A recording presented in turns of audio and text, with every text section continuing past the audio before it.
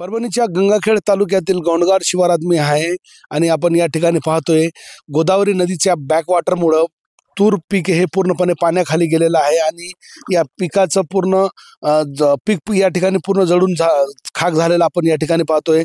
खरं तर 1 फूटच्या पेक्षा अधिक पाणी या तूर पिकामध्ये साचलेलं आहे आणि त्यामुळे आता हा हातातोंडाशी आलेला तूर पीक हे पूर्णपणे जळाल्याचं आपण या ठिकाणी पाहतोय।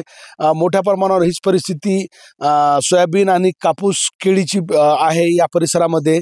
खरं तर सततचा पाऊस आणि त्यात गोदावरी नदी पात्रामध्ये जे महापूर आलंय त्या महापुरामुळे या परिसरातील पिके पूर्ण पाण्याखाली गेली आहे आणि त्यामुळे शेती पिकांचं प्रचंड नुकसान या ठिकाणी झालेलं आहे। तूर पीक हे आता या ठिकाणी हातातून गेल्यानं शेतकरी देशोधडीला लागला आहे। पंचनामे या ठिकाणचे सुरू झालेले आहे, मात्र नेमकं मायबाप सरकार मदत कधी करेल?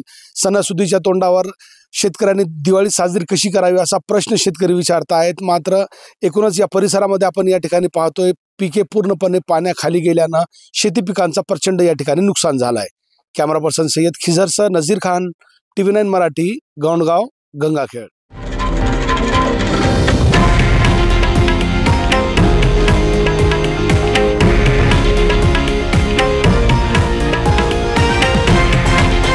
हे आहे देशातील नंबर 1 न्यूज नेटवर्क आणि आपण पाहत आहात TV9 मराठी, एकमेव।